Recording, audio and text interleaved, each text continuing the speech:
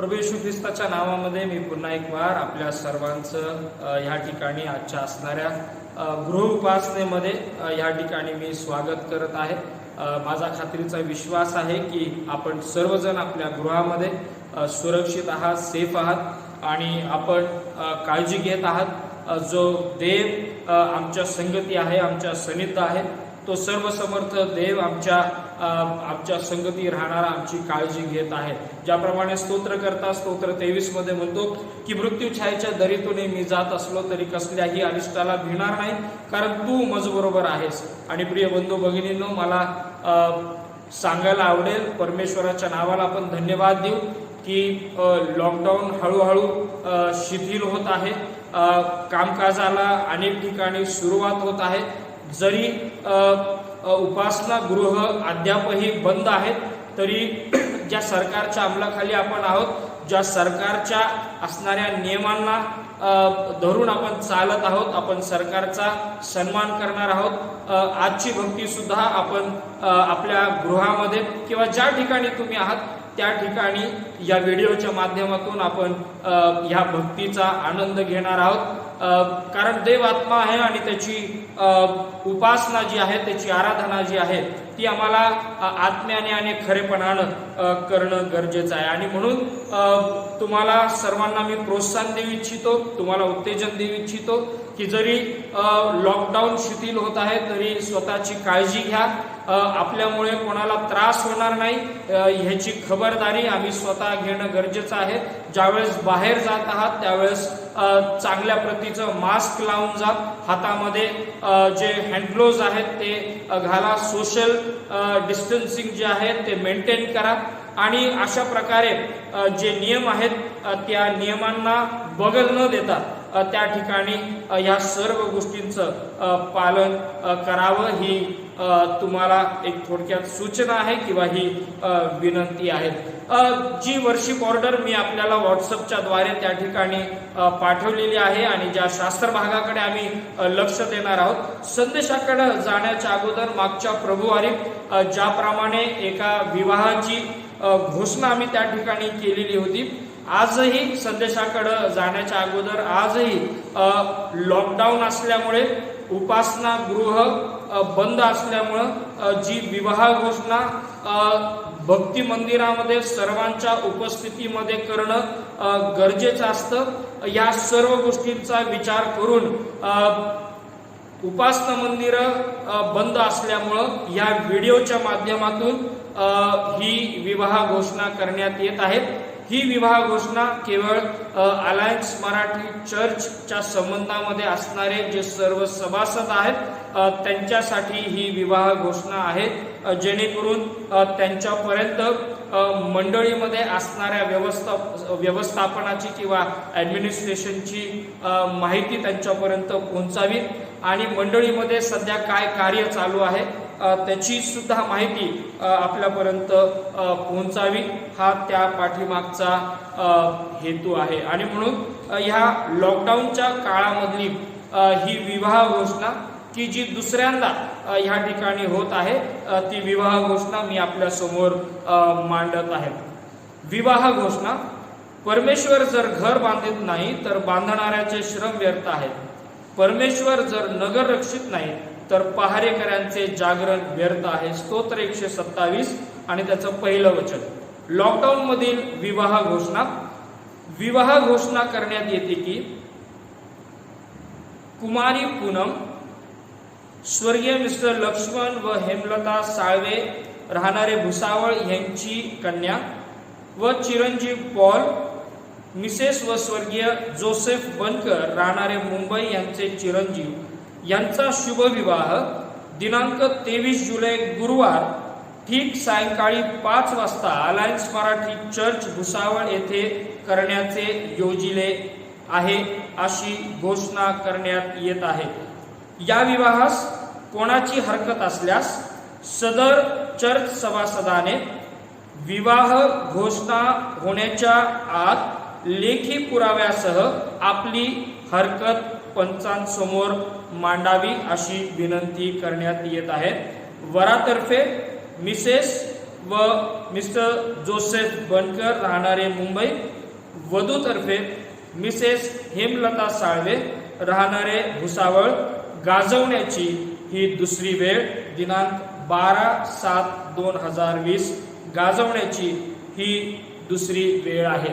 सदर विवाह हा लॉकडाऊनच्या काळामध्ये उपासनागृह बंद असल्यामुळं हा पूर्व परवानगीने पोलिसांच्या आणि सरकारच्या किंवा भुसावळ शहराचे असणारे जे पदाधिकारी आहेत त्यांच्या असणाऱ्या परवानगीने हा सदरचा विवाह जे नियम लॉकडाऊनचे आहेत त्या नियमांना कुठल्याही प्रकारचा तडा न जाता त्या नियमांचं प्रत्यक्षपणे त्या ठिकाणी पालन होऊनच हा असणारा विवाह सोहळा ह्या ठिकाणी कमी संख्येमध्ये जी संख्या सरकारने किंवा या असणाऱ्या व्यवस्थापनाने जी नेमस्त केलेली आहे अगदी त्याच असणाऱ्या संख्ये इतकीच संख्या या विवाहामध्ये या ठिकाणी राहणार आहे. आणि म्हणून हा विवाह जो असेल तो या सर्व नियमांचं पालन करूनच त्या ठिकाणी संपन्न होणार आहे. देवाच्या वचनाकडे आपण लक्ष केंद्रित करूया. जे 2 शास्त्रभाग आपल्यापर्यंत या ठिकाणी आलेले आहेत. जुन्या करारामधून योनाचं पुस्तक याचा 4था असणारा जो अध्याय आहे तो संपूर्ण रीतीने, आणि नव्या करारामधून याकोबाचं पत्र याचा पहिला अध्याय 19व्या वचनापासून ते 27व्या वचनापर्यंत असणारा जो शास्त्रभाग आहे त्याच्याकडे आम्हाला लक्ष देणं गरजेचं आहे. प्रिय बंधू आणि भगिनींनो, आम्ही जवळजवळ 3 ते 4 आठवडे झालेले आहेत, 3 ते 4 प्रभुवार झालेले आहेत, आणि आम्ही याकोबाच्या असणाऱ्या ह्या पहिल्या अध्यायाकडे, याकोबाचं जे पत्र आहे त्याच्या असणाऱ्या पहिल्या अध्यायाकडे आम्ही लक्ष केंद्रित करत आहोत. आणि देवाचा आत्मा त्याच्या वचनांच्या द्वारे आमच्या संगती अतिशय स्पष्टपणे बोलत आहे आणि अनेक जण आशीर्वादित होत आहेत. प्रिय बंधू आणि भगिनींनो, आज ज्या संदेशाकडे आज आम्ही लक्ष देणार आहोत, जर थोडीशी मागच्या असणाऱ्या संदेशांची जर रूपरेषा आम्ही पाहण्याचा जर प्रयत्न केला किंवा थोडासा मागोवा घेण्याचा जर आम्ही प्रयत्न केला तर आम्हाला ह्या गोष्टी पुन्हा एक वार आमच्या दृष्टिक्षेपामध्ये आणणं गरजेचं आहे. याकोब ज्या लोकांना सांगत आहे तो 12 वंशातील पांगलेल्या लोकांना ह्या असणाऱ्या पत्राचं लिखाण तो त्या ठिकाणी करत आहे की जे विश्वासणारे आहेत, जे ख्रिस्ताच्या मार्गामध्ये चालणारे आहेत, ज्यांनी ख्रिस्ताला आपला भावविषय बनवलेला आहे, अशा लोकांना तो ह्या सर्व गोष्टी सांगत आहे. तो पहिला मुद्दा त्यांच्या संगती बोलत असताना तो सांगतो की नाना प्रकारच्या परीक्षांना तुम्हाला ज्यावेळेस तोंड द्यावं लागतं त्यावेळेस तुम्ही आनंद माना. त्याच्यानंतर तो येतो, तो त्या ठिकाणी ज्ञानाविषयी त्या ठिकाणी सांगतो, त्याच्यानंतर विश्वासाची पारख कशी होते त्याविषयी सांगतो, धीर आमच्या जीवनामध्ये कसा कार्य करू शकतो त्याच्याविषयी सांगतो, त्याच्यानंतर दीन स्थितीतील बंधूंना नेमकं कशा रीतीनं वागणं गरजेचं आहे किंवा आमच्या जीवनामध्ये येणारा जो मोह आहे या मोहाला आम्ही कशा पद्धतीनं टॅकल करणं गरजेचं आहे या गोष्टींकडं त्या ठिकाणी तो आमचं लक्ष केंद्रित करतो. आणि त्याच्यानंतर याकोबाच्या असणाऱ्या पहिल्या पत्राच्या किंवा या पहिल्या अध्यायाच्या असणाऱ्या या 19व्या वचनाकडे ज्या वेळेस आम्ही आमचं लक्ष केंद्रित करतो, या असणाऱ्या 19व्या वचनापासून ते 27व्या वचनापर्यंत असणारा जो त्याचा लिखाणाचा बाज आहे तो आता आम्हाला एका वेगळ्या असणाऱ्या विचारसरणीकडे किंवा एका ख्रिस्त केंद्रित कृतीकडे तो आम्हाला घेऊन जातो. पहिला असणारा गोष्ट तो आम्हाला सांगतो की आम्हाला परीक्षेला जर सामोरं जायचंय तर आमच्या जीवनामध्ये विश्वास, धीर असणं गरजेचं आहे. या दोन्ही गोष्टींचा संयोग जो आहे तो ज्ञानाशी होणं गरजेचं आहे की ज्याला आम्ही विस्डम म्हणून त्या ठिकाणी ओळखत आहोत. त्याच्यानंतर आम्ही जर पुढे आलो तर त्या ठिकाणी आम्हाला हे दिसतं की मोहावर जर विजय प्राप्त करायचा तर देवाच्या वचनाशिवाय आम्हाला दुसरा मार्ग नाही. आणि आता 19व्या वचनामध्ये ज्यावेळेस आम्ही येतो, 19व्या वचनापासून ते 27व्या वचनापर्यंत ज्यावेळेस आम्ही हा संपूर्ण शास्त्रभाग ज्यावेळेस मनापासून त्याचं वाचन करतो, मननाने चिंतन करतो, त्याही असणाऱ्या शास्त्रभागामध्ये आम्हाला हे समजून येतं की जर आम्हाला ह्या जगामध्ये जर जगायचं आहे तर आमच्या जीवनामध्ये पवित्र शास्त्राधारित आमचं जीवन असणं गरजेचं आहे, पवित्र शास्त्राधारित आमची कृती असणं गरजेचं आहे. जो विश्वास आम्ही पत्करलेला आहे, जी कृती आम्ही पत्करलेली आहे, त्या असणाऱ्या विश्वासाला आणि कृतीला आम्हाला वचनाच्या शिवाय आम्हाला ख्रिस्ताचं गौरव करण्यासाठी आम्हाला वापरता येणार नाही. आणि म्हणून ज्या गोष्टी आम्ही ख्रिस्ताच्या गौरवासाठी आम्ही स्वीकारलेल्या आहेत, त्याची जोड वचनाशी असणं गरजेचं आहे. आणि म्हणून ज्या वेळेस या 19व्या असणाऱ्या वचनाची तो सुरुवात त्या ठिकाणी ज्यावेळेस करतो, त्यावेळेस आम्हाला बऱ्याच गोष्टी त्या ठिकाणी आम्हाला पाहायला मिळतात. थोडक्यात काय, या ठिकाणी याकोबाचं फार सुंदर म्हणणं आहे.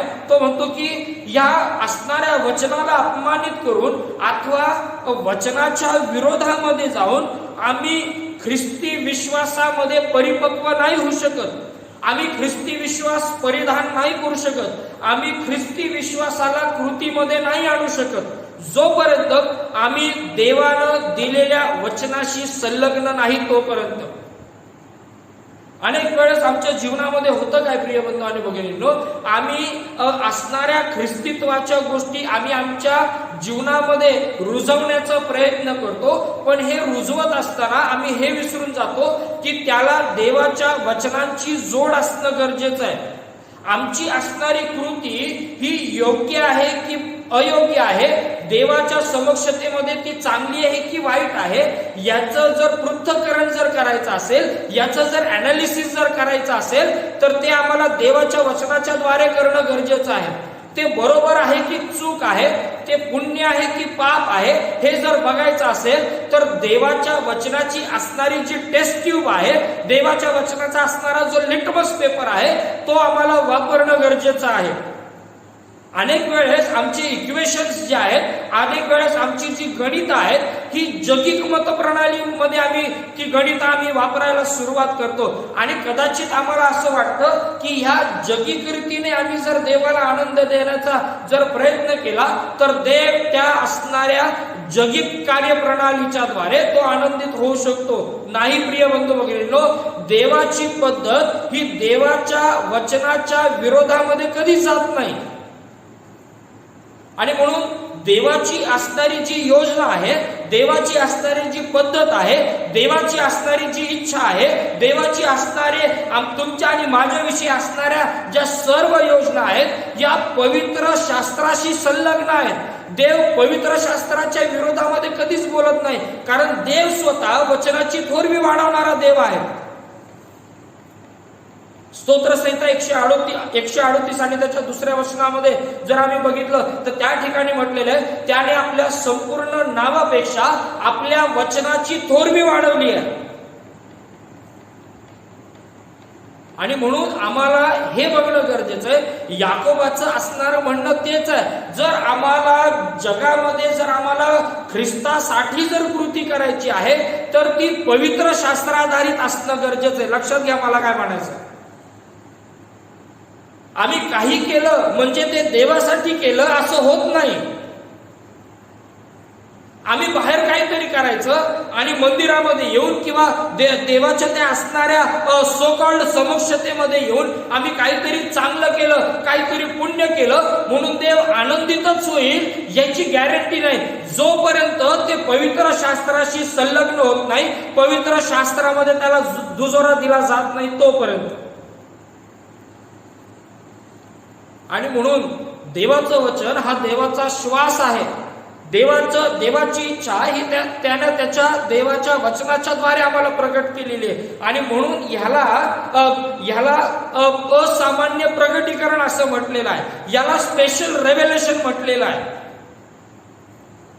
आम्हाला हे समजून घेणं गरजेचं. आम्ही किती दिवस आम्ही आमच्या इच्छेप्रमाणे देवाच्या असणाऱ्या अस्तित्वाला, देवाच्या असणाऱ्या सार्वभौमत्वाला आम्ही आमच्याच दृष्टिकोनातून पाहत राहणार. आणि याकोब ह्या असणाऱ्या 19व्या वचनापासून ते 27व्या वचनापर्यंत आम्हाला तेच सांगत आहे.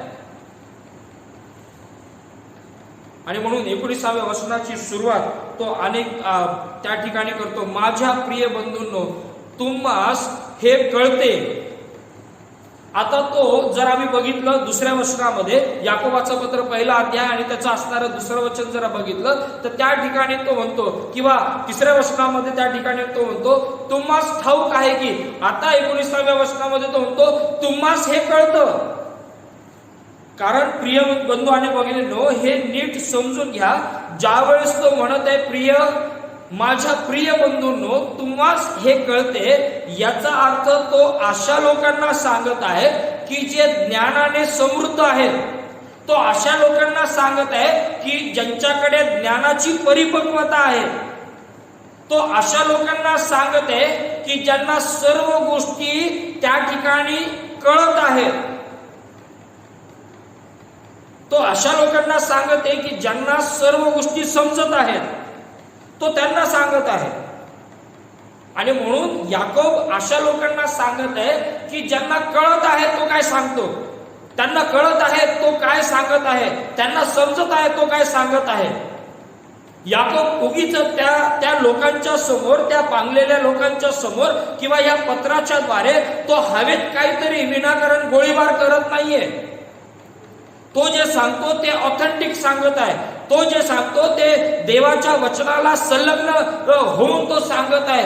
तो जे सांगतो, जे देवानं पवित्र आत्म्याच्या द्वारे त्याला प्रगट केलेला आहे, अगदी तंतोतंत त्याच प्रकारचे शब्द देवाचा आत्मा त्याला ह्या पत्रामध्ये लिहायला लावतो. त्याच्या व्यतिरिक्त मनाचे विचार, मनाचे शब्द, मनाच्या असणाऱ्या गोष्टी तो ह्या लिखाणामध्ये टाकत नाही. आणि म्हणून तो म्हणतो की तुम्हास हे कळत आहे, तुम्हाला कळत आहे. प्रिय बंधू आणि भगिनींनो, अनेक वेळेस आमची मानसिकता हीच असते, देवाविषयी आम्हाला सर्व कळत असतं पण आम्हाला ते कृतीमध्ये आणायचं नसतं. आणि म्हणून याकोबाची प्रामाणिक इच्छा आहे की ज्यांना कळतं त्यांनी ते समजून घ्यावं, ज्यांना कळतं त्यांनी ते ग्रहण करावं, ज्यांना कळतं त्यांनी जसं आहे तसं आपल्या जीवनामध्ये ती बाब स्वीकारावी. आणि म्हणून प्रिय बंधू आणि भगिनींनो, त्या ठिकाणी तो स्पष्ट म्हणतो, तुम्हास हे कळतं, तुम्हास हे कळते. आणि म्हणून आम्हाला हे समजून घेणं गरजेचं आहे. तो अशा लोकांना लिहित आहे की ज्यांना कळत आहे. प्रिय बंधू आणि भगिनींनो, जर एक साधं उदाहरण जर घ्यायचं असेल तर आमच्या प्रत्येकाच्या घरामध्ये एक आरसा आहे. आणि ज्या वेळेस आम्ही त्या आरशा समोर जातो त्या वेळेस आरसा आमचं खरं स्वरूप दाखवतो. आम्ही ओरिजिनल कसे आहोत ते तो दाखवतो. आरसा कधीच खोटं बोलत नाही. याकोब ह्या ठिकाणी सांगत असताना देवाच्या वचनाविषयी तेच सांगत आहे. देवाच्या वचनाविषयी तो तेच सांगण्याचा प्रयत्न करते. पुढं बऱ्याच गोष्टी त्या ठिकाणी आहेत, पण आम्हाला ज्या गोष्टींकडे लक्ष देणं गरजेचं आहे त्या ठिकाणी आम्हाला लक्ष देणं अतिशय गरजेचं. पुढे तो म्हणतो, तुम्हास हे कळते तर प्रत्येक माणूस ऐकावयास तत्पर, बोलावयास धीमा, रागास मंद असावा, कारण माणसाच्या रागाने देवाच्या नीतिमत्वाचे कार्य घडत नाही. प्रिय बंधू आणि भगिनींनो, आता ह्या ठिकाणी याकोब 3 महत्वाच्या गोष्टी ह्या ठिकाणी सांगते.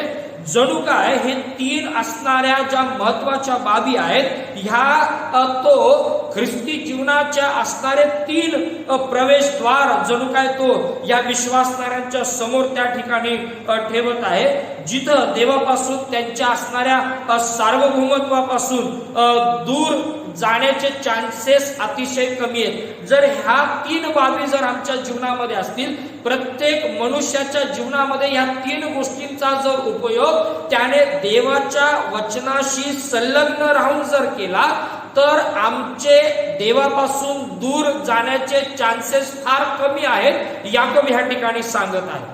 आणि म्हणून तो म्हणतो की माझ्या प्रिय बंधूंनो, तुम्हास हे कळते तर प्रत्येक माणूस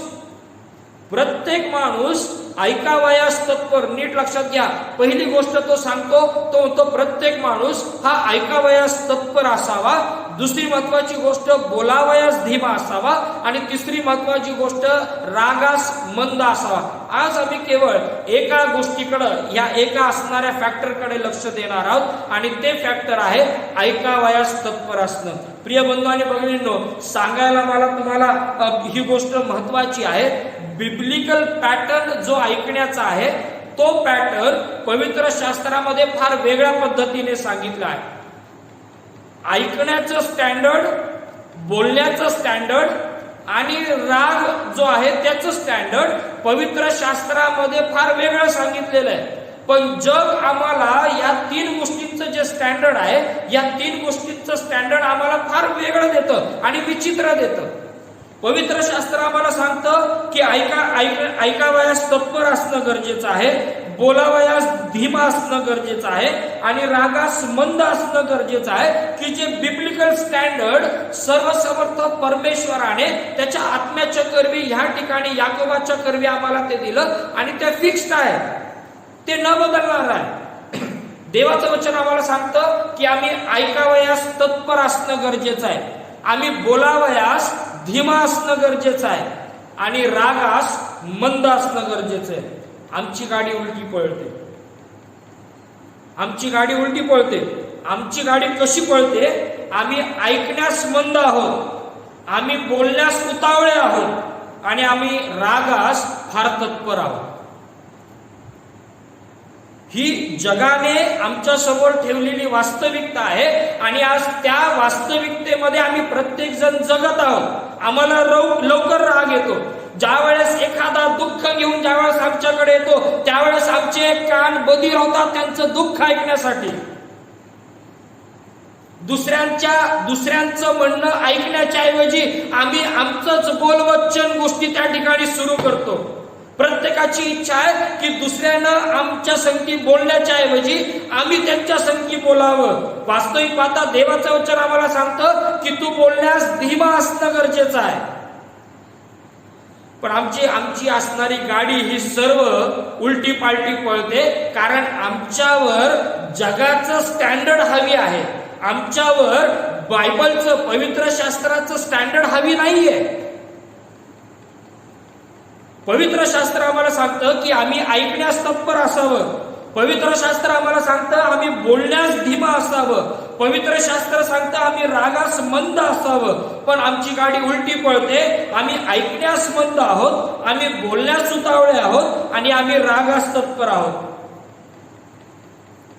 पवित्र शास्त्राच्या स्टँडर्डच्या विरुद्ध आम्ही आमच्या स्वभावाचं कट कारस्थान रचत आहोत. कारण का? देवाच्या वचनापेक्षा, देवाच्या स्टँडर्डपेक्षा आम्हाला जगाचं स्टँडर्ड महत्वाचं आहे. देवाच्या वचनांपेक्षा आम्हाला जगाचे शब्द आज महत्वाचे वाटत आहे. आणि म्हणून आज आमच्या असणाऱ्या मंडळीमधली असणारी जी कठीणता आहे ती ह्याच गोष्टीमुळे आहे. आमच्या परिवारातली असणारी कठीणता काय? ती ह्याच गोष्टीमुळे आहे. आमच्या वैयक्तिक जीवनामध्ये असणारी कठीणता काय? ती ह्याच गोष्टीमुळे आहे. पवित्र शास्त्राने जो स्टँडर्ड सेट केलेला आहे, जे स्टँडर्ड सेट केलेलं आहे ते आम्ही आमच्या आत्मिक जीवनामध्ये मेंटेन करत नाही आहोत. कारण का? आम्हाला जगिक स्टँडर्ड मेंटेन करण्याची हाव सुटलेली आहे. आणि आज मी तुमच्या समोर एकच गोष्ट, एकच फॅक्टर तुमच्या समोर ठेवत आहे, एकच बाब तुमच्या समोर ठेवत आहे आणि ते म्हणजे ऐकावयास तत्पर असणं. जो काउन्सिलर आहे, जो परामर्श करणार आहे, हा जो परामर्श करणार आहे किंवा सद्बोध करणार आहे, हा याची पहिली क्वालिटी जर त्याच्या असणाऱ्या ॲज अ काउन्सिलरची जर पहिली क्वालिटी जर काय असेल, he or she should be a good listener. ऐकण्यास तत्पर असणं. प्रिय बंधू आणि भगिनींनो, ऐकण्याची तत्परता आम्ही कुठं वापरत आहोत हा एक प्रश्न आमच्या समोर आहे. आम्ही कोणाचं ऐकत आहोत हाही प्रश्न आमच्या समोर आहे. आम्ही देवाचे शब्द ऐकण्यामध्ये तत्पर आहोत का? आम्ही प्रोत्साहनाचे शब्द ऐकण्यामध्ये तत्पर आहोत का? जे सात्विक देवाचे शब्द आहेत ते आम्ही ऐकण्यामध्ये तत्पर आहोत का? जे नीतिमत्वाचे शब्द आहेत ते ऐकण्यास आम्ही तत्पर असणं गरजेचं आहे. त्याच्यामध्ये आम्ही तत्पर आहोत का हे बघणं गरजेचं आहे. कारण का आज सत्यतेची परिस्थिती ही आहे, आज आमची वास्तविक परिस्थिती ही आहे की आम्ही देवाचं सोडून बाकी सर्वांचं तत्परतेने ऐकण्यामध्ये गुंग झालेलो आहोत. म्हणून तर मराठीमध्ये एक म्हण आली आणि ती म्हण आहे की भिंतीला पण कान असतात. मराठीमध्ये उगीच म्हण नाही आली ही, भिंतीला पण कान असतात. कारण आज आम्ही इतरांचं काय ऐकण्यासाठी, इतरांच्या कठीण गोष्टी ऐकण्यासाठी, इतरांच्या घरामध्ये काय चाललेलं आहे, इतरांच्या नात्यांमध्ये काय चाललेलं आहे, इतरांच्या कुटुंबामध्ये काय चाललेलं आहे, इतरांच्या वैयक्तिक जीवनामध्ये काय चाललेलं आहे, कुठं काय चाललेलं आहे हे ऐकण्यामध्ये आम्ही तत्पर आहोत. देवाचे शब्द ऐकण्यासाठी आम्ही तत्पर नाही आहोत. देवाची इच्छा आहे प्रिय बंधू भगिनींनो की आम्ही त्याचं ऐकावं. आमच्या ऐकण्याचा दर्जा त्याच वेळेस ठरतो ज्या वेळेस आम्ही कोणाचं ऐकतो, काय ऐकतो, कसं ऐकतो, कोणासाठी ऐकतो आणि ते ऐकल्यानंतर आम्ही त्याचं असणारं इम्प्लिमेंटेशन, त्याचं असणारं लागूकरण आम्ही कशा पद्धतीनं करतो त्याच्यावर आमचा ऐकण्याचा दर्जा ठरत असतो. आणि म्हणून आम्ही हेही बघणं गरजेचं आहे की आमचा ऐकण्याचा दर्जा काय आहे. आमचं देवासंगतीचं नातं जर आज नीट नसेल तर त्याच्यामध्ये सगळ्यात मोठा जर अवगुण जर काय आहे तर देवाचं न ऐकण्याचा अवगुण आमच्या जीवनामध्ये आहे. आमचा देवावरचा विश्वास दृढ का नाहीये? कारण याचं एकच कारण आहे, कारण आम्ही देवाचं ऐकत नाहीये. देवाची इच्छा आम्हाला माहित का होत नाही याचं कारण हेच आहे की आम्ही देवाचं ऐकत नाही आहोत. आम्हाला काय चांगलं काय वाईट हे का कळत नाही? कारण ह्याचं एकमेव कारण आहे, कारण आम्ही देवाचं ऐकत नाही आहोत. आम्ही सगळ्यांचं ऐकतो, आम्ही सर्वांचं ऐकतो, आम्ही बातमी देणाऱ्याचं ऐकतो, आम्ही जगातल्या गोष्टींचं ऐकतो, आम्ही वेगवेगळ्या कोरोनाचे अपडेट्स ऐकतो, आम्ही वेगवेगळ्या शहरामध्ये काय चाललंय ते ऐकतो, जगाची परिस्थिती काय होत चाललेली आहे आम्ही ते ऐकतो, आम्ही लढायच्या असणाऱ्या गोष्टी ऐकतो, आम्ही वेगवेगळ्या गोष्टी ऐकतो, पण आम्ही देवाचं ऐकत नाही.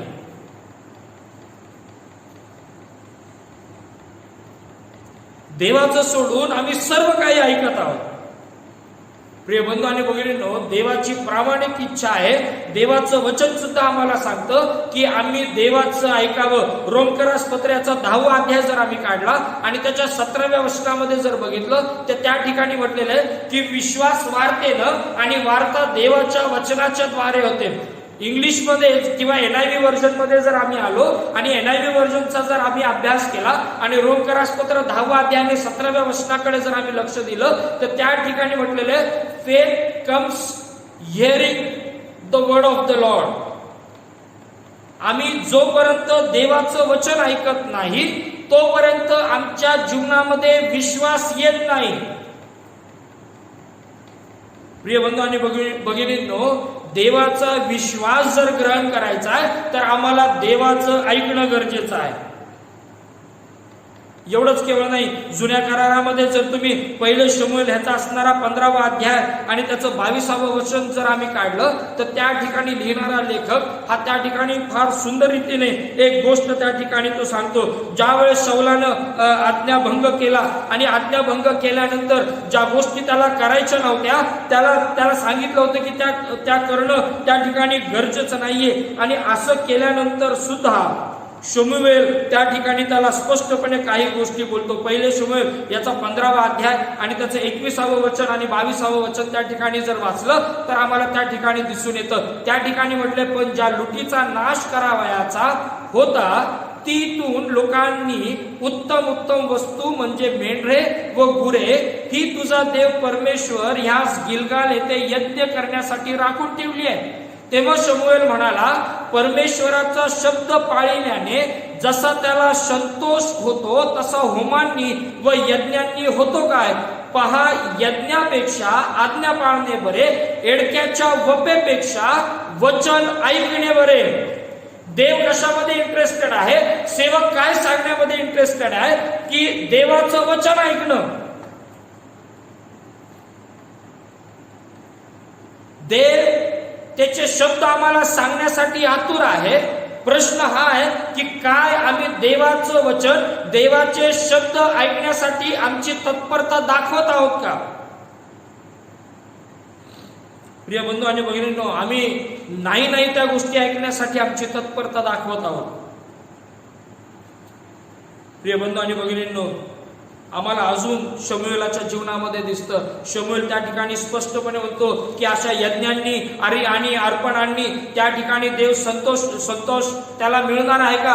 येडक्या यज्ञापेक्षा आम्हाला आज्ञा पाळणं बरं आहे, येडक्याच्या वपेपेक्षा वचन ऐकणं बरं आहे. हे शमूएलच सांगू शकतो. कारण शमूएलानं ज्यावेळेस तो मंदिरामध्ये ज्यावेळेस त्याला त्याच्या आईने सोडलं, त्यावेळेस त्यानं देवाची वाणी ऐकलेली आहे. एलीनं त्याला मार्गदर्शन केलेलं आहे की तुझ्या संगती बोलणारा हा मी नाही तर तो सर्वसमर्थ परमेश्वर आहे. आणि म्हणून शमूएल त्या ठिकाणी बोलतो की बोल, तुझा दास ऐकत आहे. या शमूएलानं, या सेवकानं देवाची वाणी ऐकली. प्रिय बंधू आणि भगिनींनो, देवाची वाणी ऐकणं आणि त्या वाणीला प्रतिसाद देणं याच्यामध्ये धन्यता आहे. देवाची वाणी ऐकणं आणि देवाच्या वाणीला होकार देणं, त्याला प्रतिसाद देणं याच्यामध्ये धन्यता आहे. आणि म्हणून प्रिय बंधू आणि भगिनींनो, मी तुम्हाला एनकरेज करू इच्छितो, मी तुम्हाला उत्तेजन देऊ इच्छितो की आतापर्यंत आम्ही कोणाचं ऐकलं आम्हाला माहित नाही, आतापर्यंत आम्ही कशासाठी ऐकलं आम्हाला माहित नाही, आतापर्यंत आम्ही काय म्हणून ऐकलं आम्हाला माहित नाही, आतापर्यंत आम्ही कुठल्या दृष्टिकोनातून ऐकलं आम्हाला माहित नाही. पण आज ही वेळ आहे की देवाचं ऐकणं गरजेचं आहे. या पॅन्डेमिक सिच्युएशन मध्ये, या असणाऱ्या कठीण काळामध्ये जर अजूनही आम्ही आमची अंतःकरण कठीण करून ठेवलेली आहे, देवाच्या वचनाकडे जर आम्ही नित्यक्रमानं जर आम्ही त्याच्याकडे लक्ष देत नाही, देवाची वाणी जी आमच्यापर्यंत पोहोचत आहे, जर अजूनही आम्ही पाषाणमय हृदय करून जर आम्ही ते ऐकत नाही आहोत, तर आमच्या असणाऱ्या आत्मिक जीवनावर प्रश्नचिन्ह आहे. प्रिय बंधू भगिनींनो, योग 37व्या अध्यायाच्या 2ऱ्या वचनामध्ये म्हणतो, ऐका हो ऐका. यशायाचा ग्रंथ 28वा अध्याय आणि त्याच्या 23व्या वचनामध्ये यशया लोकांना सांगत असताना, इस्रायल राष्ट्राला सांगत असताना तो म्हणतो की कान देऊन माझी वाणी ऐका. इर्म्याचा ग्रंथ 21वा अध्याय आणि त्याच्या 11व्या वचनामध्ये यहुदाच्या राजघराण्याविषयी परमेश्वराचं वचन ऐका असं तो सांगतो. स्तोत्र 81 आणि त्याच्या 8व्या वचनामध्ये सर्वसमर्थ परमेश्वर इस्रायलाला सांगतो, हे इस्रायला, तू माझे ऐकशील तर बरे करशील. देवाचं ऐकण्यामध्ये धन्यता आहे. आणि आम्ही देवाच्या ऐकण्यामध्ये आम्ही आमची तत्परता दाखवणं गरजेची आहे. महत्वाची गोष्ट काय प्रिय बंधू भगिनींनो, आम्ही देवाचं ऐकणं गरजेचं आहे. लक्षात घ्या हे स्टेटमेंट. आम्ही देवाचं ऐकणं गरजेचं आहे कारण देवानं पहिल्यानं आमचं ऐकलेलं आहे. कारण देवानं आमचं ऐकलेलं आहे. इर्म्या 33:3 तुम्ही बघा, तो म्हणतो मला हाक मार म्हणजे मी तुला उत्तर देईन. त्याच्यानंतर नीतिसूत्रे याचा असणारा 15वा अध्याय आणि त्याच्या असणाऱ्या 29व्या वचनामध्ये जर आम्ही गेलो तर त्या ठिकाणी स्पष्टपणे या नीतिसूत्रेचा लेखक त्या ठिकाणी तो म्हणतो की नीतिमानांची प्रार्थना तो ऐकतो. स्तोत्र संहिता 116 आणि त्याच्या असणाऱ्या 1ल्या वचनामध्ये तो म्हणतो, मी परमेश्वरावर प्रेम करतो कारण तो माझी विनवणी ऐकतो. स्तोत्र संहिता याचा 3रा अध्याय आणि त्याच्या 4थ्या वचनामध्ये जर आम्ही गेलो तर त्या ठिकाणी म्हटलेलं आहे, मी मोठ्याने परमेश्वराचा धावा करतो आणि तो आपल्या पवित्र डोंगरावरून माझे ऐकतो. स्तोत्र संहिता 69 आणि त्याच्या 33व्या वचनामध्ये म्हटलेलं आहे, परमेश्वर दारिद्र्यांचे ऐकतो. मग प्रश्न आहे की ज्या वेळेस आम्ही का ऐकावं? कारण सगळ्यात पहिलं देवानं आमची हाक ऐकली. देवानं आमच्या हृदयाचं दुःख त्या ठिकाणी ऐकलं. प्रिय बंधू आणि भगिनींनो, लक्षात घ्या, ज्यावेळेस त्या फारोच्या असणाऱ्या गुलामगिरीमध्ये, त्या मिस्रामध्ये ज्यावेळेस इस्रायल लोक त्या गुलामगिरीमध्ये वीट बिगाराचं काम करत होते, त्यांचं असणारं रडणं, त्यांचा असणारा शोक सर्वसमर्थ परमेश्वराने ऐकला, देवानं ऐकलं आणि त्यांना त्या असणाऱ्या मिस्राच्या दास्यातून त्यानं त्यांना बाहेर काढलं. ज्या आमचा देव आमची प्रार्थना, आमचे शोक, आमचे अश्रू, आमचं दुःख, आमच्या पीडा, आमचा त्रास, आमच्या सर्व असणाऱ्या कठीणतेच्या गोष्टी ऐकणारा आमचा देव आहे आणि त्यातून बाहेर काढणारा देव आहे. प्रिय बंधू आणि भगिनींनो, आम्ही देवाचं ऐकणं गरजेचं आहे, कारण देवानं पहिल्यानं ऐकलं आमचं. आम्ही किती दिवस आमचं हृदय कठोर करून ठेवणार? देवाचं कोण ऐकतो माहितीये का? योहानकृत सुवर्तमान याचा 8वा अध्याय आणि त्याच्या 47व्या वचनामध्ये म्हटलेलं आहे, जो देवापासून आहे तो देवाची वचने आहे. जो देवापासून आहे तो देवाची वचने ऐकतो. पहिले योहान याचा 4था अध्याय आणि त्याच्या 6व्या वचनामध्ये म्हटलेलं आहे, जो देवाला ओळखतो तो देवाचा ऐकतो, तो आपला ऐकतो. ज्यावेळेस आम्ही देवाचं ऐकतो, लक्षात घ्या हे वाक्य, ज्यावेळेस आम्ही देवाचं ऐकतो त्यावेळेस देवामध्ये आणि माझ्यामध्ये कुठल्याही प्रकारचं कन्फ्युजन राहत नाही. सो एक प्रकारची ट्रान्सपरन्सी त्या ठिकाणी मेंटेन होते. एक प्रकारची देवाच्या आणि माझ्या नात्यामध्ये त्या ठिकाणी पारदर्शकता येते ज्यावेळेस आम्ही देवाचं ऐकतो त्यावेळेस. आणि म्हणून आजची जगाची परिस्थिती अतिशय कठीण आहे. प्रिय बंधू भगिनींनो, कोणी कोणाचं ऐकायला तयार नाहीये. एकमेकांचं ऐकणं कोणालाही पसंत नाहीये. आम्ही काय ऐकतो यावर आमचा स्वभाव अवलंबून आहे. आम्ही काय ऐकतो यावर आमची सवय आणि आमचं बोलणं अवलंबून आहे. आम्ही काय ऐकतो यावर आमचं इतरांप्रती आमचा दृष्टिकोन काय आहे हे आम्हाला त्या ठिकाणी कळतं. प्रिय बंधू आणि भगिनींनो, एक उदाहरण देतो. एका कुटुंबामध्ये जो पती आहे किंवा जे वडील आहेत ते आपल्या पत्नीला, त्या मुलांच्या आईला त्या ठिकाणी बोलवत असताना प्रत्येक वेळेस घाणेरड्या शिव्या देऊन त्या ठिकाणी त्या पत्नीला किंवा त्याच्या असणाऱ्या त्या मुलांच्या लेकरांच्या आईला त्या ठिकाणी बोलवत असत.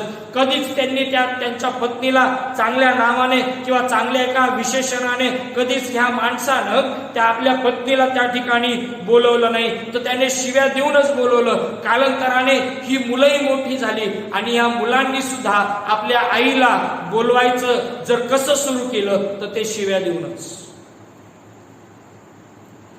आम्ही काय बोलतो, आम्ही काय ऐकतो यावर आमच्या बऱ्याच गोष्टी डिपेंड आहेत. आणि म्हणून लक्षात घ्या प्रिय बंधू आणि भगिनींनो, ऐकणं ही सेवा आहे.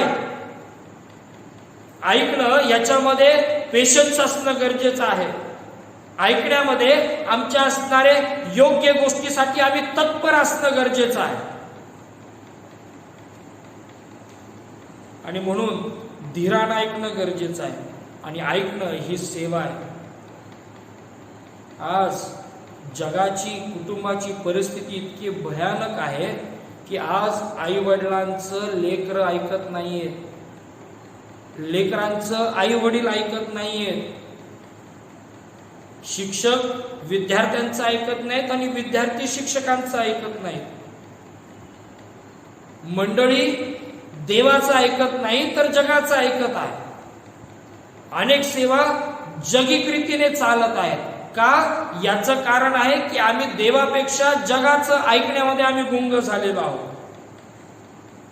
आणि म्हणून आम्हाला कसं ऐकायचंय, अनुवादाच्या पुस्तकामध्ये 28वा जो अध्याय आहे त्याच्यामध्ये आम्हाला स्पष्टपणे दिसून येतं की आम्हाला कसं ऐकणं गरजेचं. अनुवाद याचा 28वा अध्याय आणि त्याच्या असणाऱ्या मला वाटतं पहिल्याच वचनामध्ये आम्हाला ही गोष्ट त्या ठिकाणी दिसून येते. अनुवादाचं पुस्तक याचा 28वा अध्याय आणि त्याचं असणारं मला वाटतं पहिलं वचन त्या ठिकाणी म्हटलेलं आहे, तुझा देव परमेश्वर याची वाणी तू लक्षपूर्वक ऐकशील, लक्षपूर्वक ऐकशील.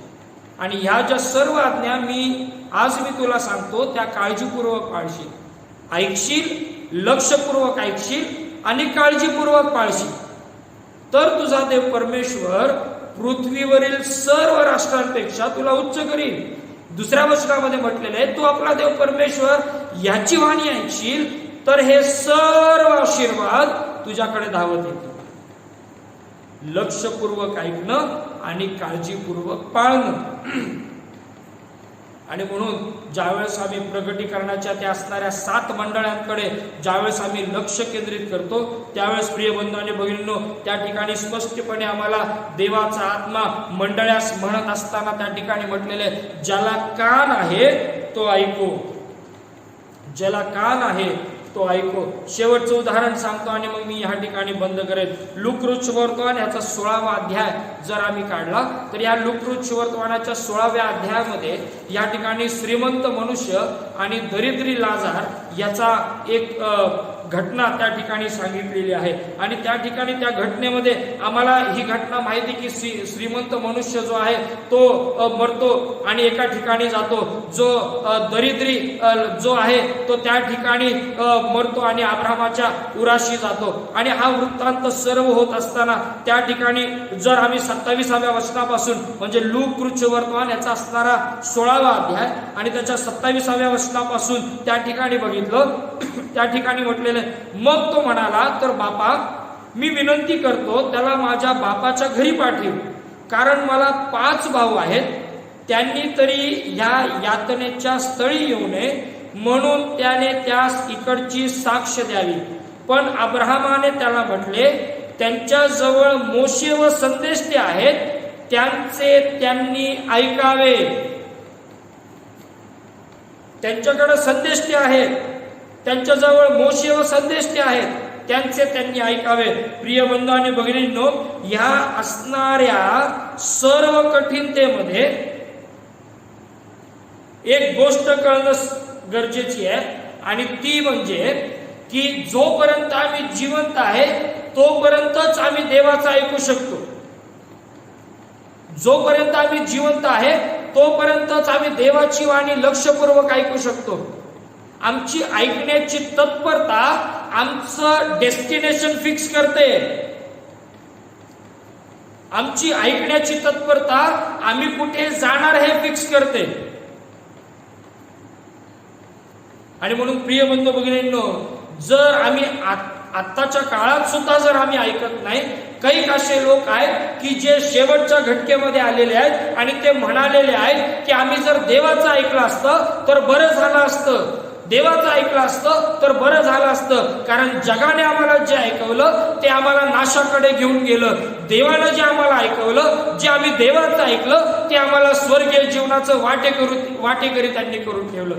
प्रिय बंधू आणि भगिनींनो, काय आम्ही ऐकवयास तत्पर आहोत का? काय आम्ही देवाचे शब्द ऐकण्यामध्ये तत्पर आहोत का? की अजूनही आमची तत्परता ही जगाचं ऐकण्यामध्ये आहे? प्रार्थना करू. देवबापा, आम्ही तुझे आभार मानतो की आतापर्यंत तू आमचं सहाय्य केलंस. आज एक महत्वाची गोष्ट आज आम्हाला तू दाखवून दिलीस की प्रभू आम्ही तुझं ऐकावं.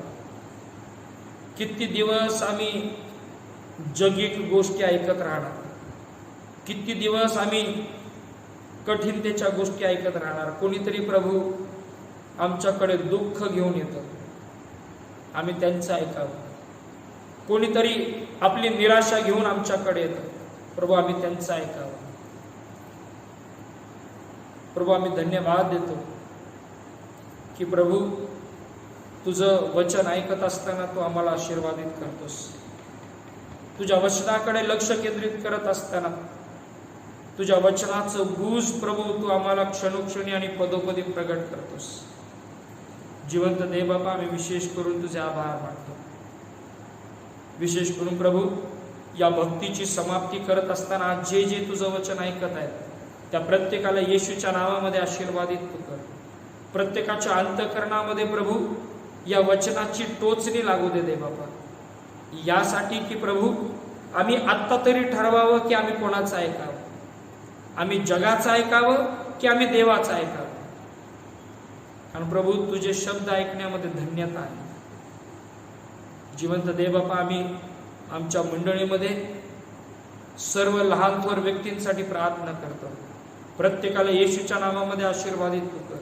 प्रभू जी आजारी आहेत, थकलेले आहेत, त्या प्रत्येकाला आम्ही तुझ्या गौरवशाली हातामध्ये आरोग्यदायी कृपेच्या अधीन करतो. प्रभू मागील दिवसामध्ये जो दुःखित प्रसंग प्रभू जाधव परिवारामध्ये झाला, प्रभू जाधव आंटींना तू आपणाकडे बोलावलंस. प्रभू आज त्या दुःखित जाधव परिवाराचं स्मरण आम्ही करतो आणि प्रार्थना करतो जिवंत दे बापा की तुझी सांत्वनदायी कृपा त्यांच्या जीवनामध्ये तू दे. तुझ्या शांतीनं त्यांचं कुटुंब तू भर.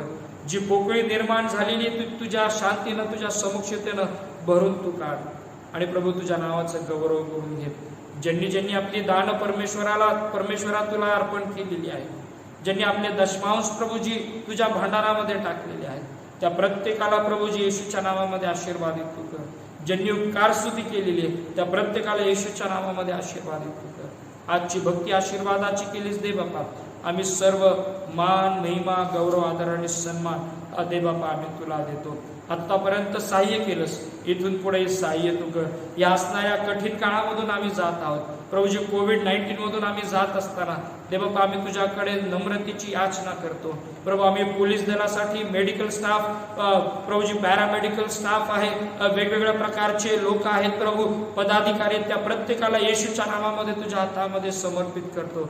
प्रभू ह्या राज्याची धुरा वाहत असताना प्रभू आमचे असणारे राज्यपाल, मुख्यमंत्री, उपमुख्यमंत्री, त्यांचं मंत्रिमंडळ, प्रत्येक जिल्हा, प्रत्येक असणारं प्रभूजी प्रशासन आम्ही तुझ्या हातात देतो. प्रत्येकाला आशीर्वादित तू कर, प्रत्येकाला आरोग्य तू दे प्रभू. तुझ्या सतसत विवेक बुद्धीनं तू भर आणि तुझ्या नावाचं गौरव करून घे. सर्व काही देवबापा तुझ्या गौरवशाली हातामध्ये समर्पित करत धन्यवाद दे. प्रार्थना ख्रिस्त येशूच्या द्वारे केली म्हणून तू आहे. आमेन. हे आमच्या स्वर्गातील बापा, तुझे नाम पवित्र मानले जाऊ. तुझे राज्य जसे स्वर्गात तसे पृथ्वीवर आहे. तुझ्या इच्छेप्रमाणे हो. आमची रोजची भाकर आज आम्हास दे, आणि जसे आम्ही आमच्या ऋणास ऋण सोडलं आहे तसेच तू आमची ऋणे आम्हास सोड. आणि आम्हास परीक्षेत आणू नकोस, तर आम्हास वाईटापासून सोड. कारण की राज्य, सामर्थ्याने गौरव ही सर्व काळ तुझीच आहे. आमेन. सुवंद्य देवा परात्पर, स्तवा हो त्याला खालीवर. तो बाप, पुत्र, आत्मा जाण, त्रैक्याला द्या अनंत मान. आमेन. आणि आता बुद्धी सामर्थ्याच्या पलीकडे असणारी देवबापाची प्रीती, प्रभू येशू ख्रिस्ताची कृपा आणि पवित्र आत्म्याची सहभागिता आम्हातील प्रत्येकाबरोबर येथून पुढे सदा सर्व काळासाठी असो. Amen. Hallelujah, hallelujah, hallelujah, hallelujah. Thank you, Jesus. Thank you, Jesus. Thank you, Jesus. Thank you, Jesus.